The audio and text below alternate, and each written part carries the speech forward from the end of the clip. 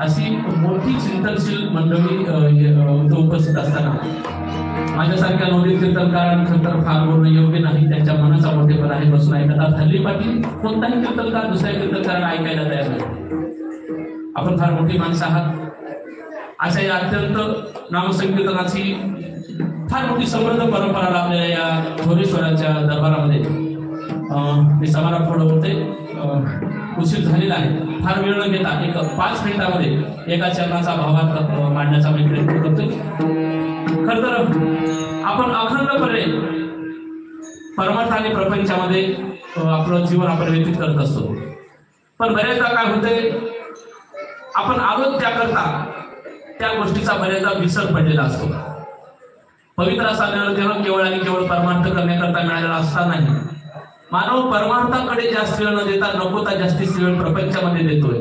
आणि शेवटी आता म्हातारपणामध्ये मग आता माझं कसं होईल याचा अर्थ शोधण्यासाठी आपण हा नामयज्ञ करत आहात. या विश्वामध्ये 2 प्रकारच्या वस्तू आपल्याला पाहायला मिळतात. एक आहे भोगप्रधान जीवन आणि दुसरं आहे कर्मप्रधान जीवन. भोगप्रधान जीवन हे पशु पक्ष्यादी आहेत, ते अखंडपणे भोग भोगत असतात. पशु पाप पुण्य काय नेनती उत्तम मध्यम भोग भोगिती. त्यांना काय खावं, कसं खावं, कुठं खावं, कुठं झोपावं, कुठं बसावं, काय बोलावं ह्याचं ज्ञान त्यांना मुळामध्ये नियतीनच परमार्थ दिलं नाही, निसर्गानंच दिलेलं नाही. पण आपण सर्वजण भाग्यवान आहोत की आपल्याला मानवाचा जन्म मिळालाय. पहिलं भाग्य मानवाचा जन्म मिळालाय. बडा भाग नरतनु पाया तुळशीदासजी बडा प्यार से कहते, मग भाग्य समजा की मानवाचा देह मिळालाय. पण माझी विनंती आहे, मला मानवाचा देह मिळाला खरा, पण तो कळला कितपर्यंत असं म्हणायला हवं. देवीला देवे दिला देह भजना गोमटा, तो आम्ही वापरला भोजना गोमटा. कोई टोपी तो कोई पगड़ी बेच देता है, मिले अगर अच्छा दाम तो जजबी कुर्सी बेच देता है. कशासाठी? इतभर पोटासाठी, पोटासाठी पहा केवडी आता, पहा केवडी आता कैसे गेले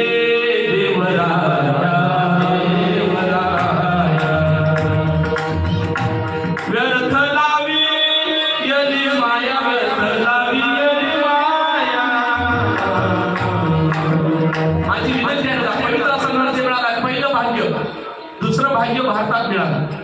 हे जर समजा पाकिस्तानात मिळाला असता काहीच फायदा झाला नसता. तिथं हा भजनाचा आनंद नाही का शब्द होता पाकिस्तानात. पाकिस्तानात शब्द असते तर महाराज तुम्हाला एकत्रित बोलून आला असतं, या महाराज आमच्याकडून, जसं एवढ्या लावून तुम्हाला इकडचं बोलून आलं. इतर देशामध्ये महाराज आनंद नाही. भाग्यवान समजा भारतामध्ये जन्माला आला तर इथं हा आनंद घेता येतो. अफगाणिस्तानात सप्ताह होत नाही, आपल्या भारतात तसे शक्य आहे. क्योंकि अपनों को भी अपनाया हमने, गैरों को भी अपनाया हमने. मतलब के लिए बेईमानी करके रोटी को नहीं छीना हमने. अरे प्यार करो, खुश रहो, ये रीत यहाँ की कहती है. हम उस देश के वासी हैं जिस देश में गंगा बहती है. आपण त्या पवित्र भारत मातेचे सुपुत्र आहात. दुसरं भाग्य समजा भारतात मिळाला, तिसरं भाग्य महाराष्ट्रात मिळाला. महाराष्ट्र ही संतांची भूमी आहे. हे जर समजा इतर देशात राज्यात मिळाला असता तरी हा सत्याचा आनंद मिळाला असता असं माहित नाही. महाराष्ट्रात मिळाला तिसरा भाग्य. चौथं भाग्य संतांच्या नंतर मिळाला. राष्ट्रसंतांच्या नंतर आपण जन्माला आलो हे आपलं भाग्य समजा. राष्ट्रसंतांनी महाराज तो प्रतिकूल काळ खरं त्यांनी अनुकूल केला. आता खरं तर सगळं ऐकत आहे. आमच्यासारख्या कीर्तनकाराला फार राईट टाइम याचं फेटा बांधायचा कीर्तनाला उभं राहायचं. तुमचा काळ होता पाटील जुना. त्यावेळेस फोन नव्हते, गाड्या नव्हत्या, कसल्याही सुविधा नव्हत्या. त्या काळामध्ये खरा सप्ताह खरं काम जुन्या कीर्तनकारांनी केलंय. आपण भाग्यवान समजा की आपण राष्ट्रसंतांच्या नंतर आलो. आपला देह कशा करता खर्ची करायचा ह्याचं ज्ञान आपल्याला संतांच्या मार्गदर्शनातून मिळालं आहे. भाग्य समजा महाराष्ट्रात मिळालं. चौथं भाग्य महाराष्ट्रामध्ये संतांच्या नंतर मिळालं. आणि पाचवं भाग्य सांगतो, 2 कोरोनाच्या लाटामधून आपल्याला देवानं वाचून ठेवलं. हे भाग्य समजा मोठे मोठे गेले महाराज. मग एवढं आपल्याला जर भाग्य असेल तर आता आपले काही कर्तव्य होतात. एक माणूस म्हणून, एक व्यक्ती म्हणून, एक साधक म्हणून आपण ज्या परंपरेचे पायक आहोत, आपण ज्या परंपरेचे वारस म्हणून सांगतो, काही 4 ठिकाणी आपल्याला निष्ठा ठेवायची. पहिली निष्ठा आपल्याला ठेवायची आहे भगवंतावर, ज्या भगवंतानं आपल्याला सुंदर असा नरदेह दिला. दुसरी निष्ठा आपल्याला ठेवायची आहे संतांवर, ज्या संतांनी आपल्याला नरदेह कशासाठी खर्च घालावा त्यांच्यावर निष्ठा ठेवायची. तिसरी निष्ठा ठेवायची जन्म दिलेल्या मायबापावर. माझी विनंती आहे सगळ्यांना, राष्ट्रसंतांचं स्वप्न पूर्ण करायचं असेल तर ईश्वर निष्ठा, संत निष्ठा, मातृपितृ निष्ठा आणि श्रीगुरु निष्ठा या 4 निष्ठा ज्यांना जपल्या महाराज त्यांच्या जीवनाचं सार्थक झालं. दुर्दैवानं हल्ली संतांच्या विचाराच्या बाबतही आम्ही पोरके झालो होतो. राष्ट्रसंतांनी शिवभक्ती लोप झालेली पुन्हा उदयाला आणली. आपण ईश्वराच्या बाबतीमध्ये भाग्यवान आहोत. आपल्या गावामध्ये भगवान थोरेश्वरासारखं दैवत आहे. स्वतःला भाग्यवान समजा. आपल्याला भाग्यवान एवढ्यासाठी समजा की आपल्याला त्यांनी मार्गदर्शन केले. पण आपल्या जीवनाची सार्थकता कशात आहे? आपली तिसरी निष्ठा मी सांगितलं मातृपितृ निष्ठा, ज्याची मायबापांवर निष्ठा आहे ना महाराज. खरंच राष्ट्रसंतांचं कार्य त्यांनी जपलं. परवा एकदा असंच बोलताना एक जण मला म्हणाला, महाराज तुम्ही नेहमी मायबापावरच बोलता, बायकोवर कधीच बोलत नाही. मी म्हणलो काय बोलू तिच्यावर? अरे जे बाळ लहान असते त्याच्या डोक्यावर केस नसतात. माय लहानपणी त्या बाळाच्या डोक्यावर तेल टाकते आणि असं हात फिरवते. त्याला काय म्हणतात तुमच्याकडे? टाळू मागणं. बाळाच्या डोक्यावर केस नसतात. माय त्याच्या डोक्यावर तेल टाकते आणि टाळू मागते. माईचा हात डोक्यावर फिरतय. त्या बाळाच्या डोक्यावर टाळू मागल्यामुळं त्याच्या डोक्यावर नसलेले केस हिच्या हात फिरवण्यानं येतात. तिला माय म्हणतात. जिच्या हात फिरवण्यानं डोक्यावर नसलेले केस येतात तिला माय म्हणतात. भादर हळूहळू मोठा होतो. माईचा हात फिरणं कमी होते. तिचा हात फिरायचा चालू होते. माईचा हात जेव्हा फिरतो तेव्हा त्याच्या डोक्यावर नसलेले केस येतात. का हसलात मला कळत नाही. काय म्हणाय पलीकडं? आता तिची काय गोडवी गाव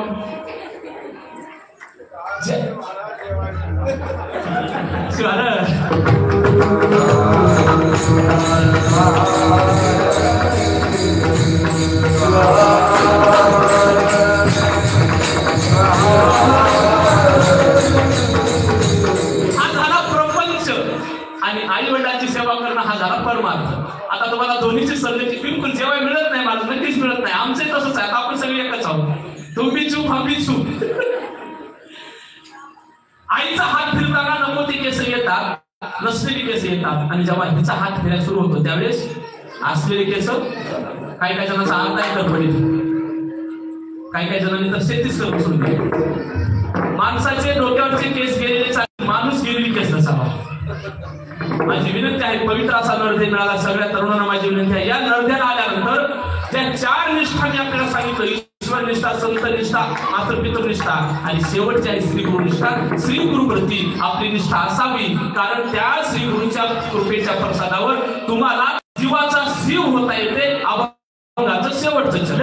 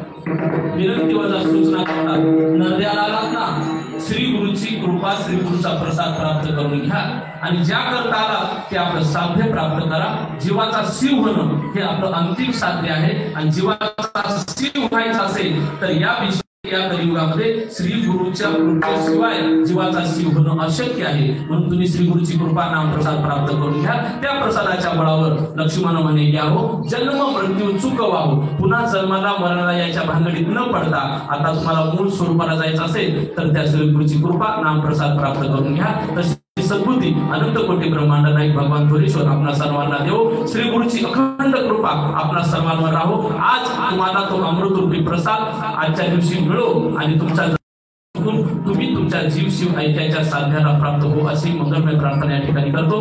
खरं तर माझ्यासारख्या नवोदित कीर्तनकारांना तुम्ही शेवटचा दिवस देता हे माझा स्वाभिमान आहे. तुम्हा सर्वांचं नितांत प्रेम या परंपरेवर आहे, या गादीवर आहे.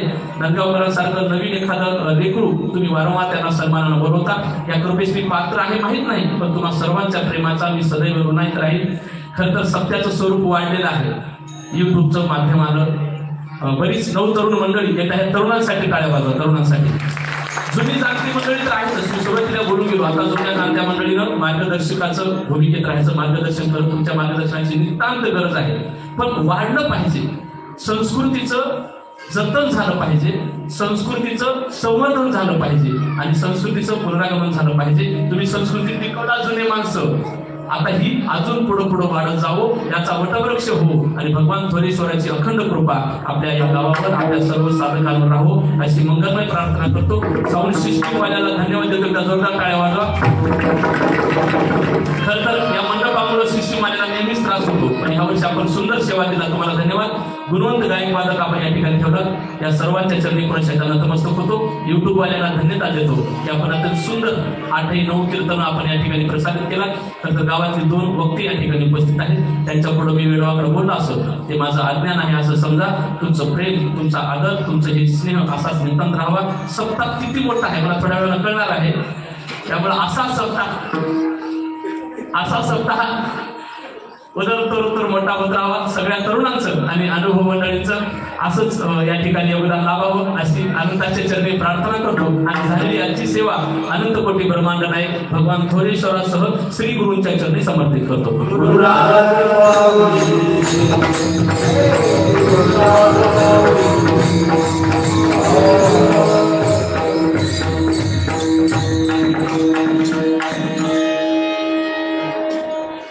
हॅलो,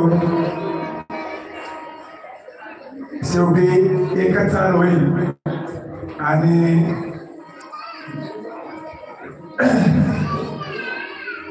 आपल्या येथील व्यंकटराव निर्णय थोटवाडीकर पुढे म्हणते संगीत विशारद बाबूराव पांचाळ यांनी त्याला साथ केली.